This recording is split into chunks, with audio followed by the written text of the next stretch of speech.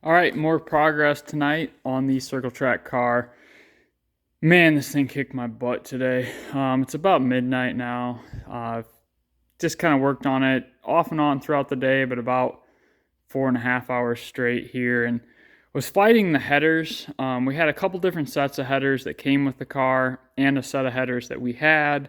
Well, I had to come up with headers that would work in this chassis, with the engine located where it is, and kind of several other factors. The long story short is I was finally able to come up with a combination of headers that fit everything. I checked the bell housing. That was an issue with the first set. The driver's side didn't fit the bell housing, so it would rub. And the other one we had was too close to the toe box. So finally, long story short, the third set, the driver's side fit. But then the problem was the passenger side would not fit. So it was hitting right, let me get my flashlight down here, right where that plate is. So it's actually the top of the tranny mount right in front of me there. So it was hitting right there, and actually on this support tube, it was hitting right there. So what I ended up doing was actually trimming that top plate down, and basically I made a new plate for it 1 inch lower. It would still hit the other tube. Then I ended up cutting, so it would have been this tube right here on the other header. Ended up cutting that tube, and I was going to weld in a new section of tube, and it was just kind of getting crazy. So I'm like, hold up, let me re-look at some of the other headers for the passenger side. And the long story short, after I modified that bracket there, that top plate, this other passenger side fits perfect, and it is another Dynatec. So they're both Dynatechs. You'd never know that they were two different headers unless I told you, but they actually are two different headers. But you'd never be able to tell. They're both Dynatechs. They're painted different colors because I ran out of paint. So it is what it is.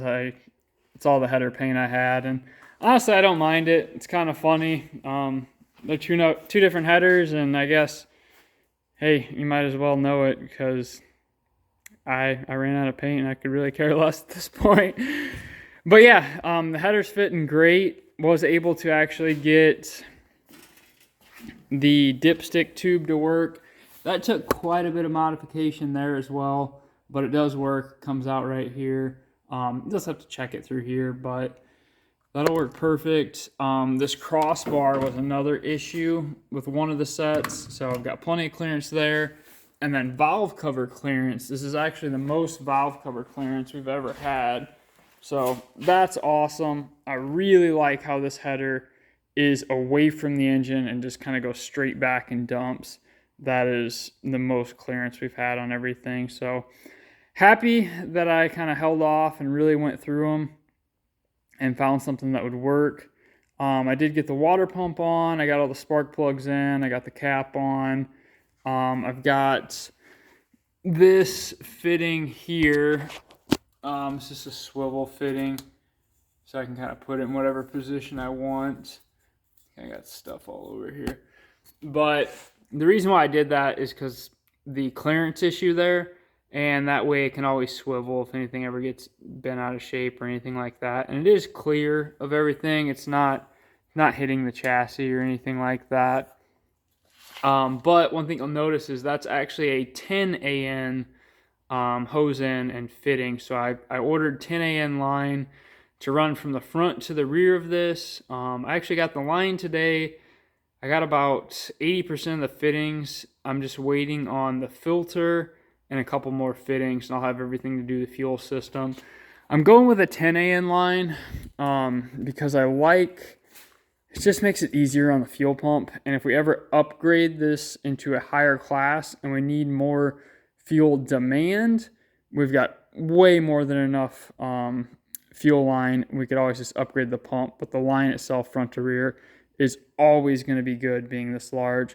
The other side of it is, you guys know I like E85.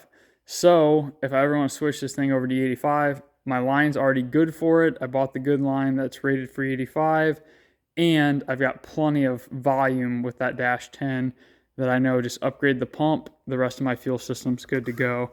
So that's just a little bit of future planning. I don't know that I'll really actually do that, but it only cost me like $40 more to go to a 10 instead of an 8, and it just makes good sense to me while we're there. But yeah, we're making progress. Just figured I'd update you guys for tonight. Man, this thing kicked my butt with these headers tonight, though. The other thing, actually, is I went to install the clutch today, and I had noticed it when I took the other car apart.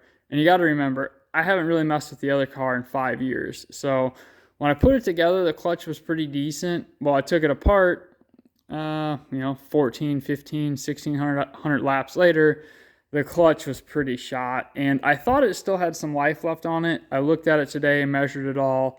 It's going to need new clutch discs. So it's a Ram triple disc. I think they call it like the Assault.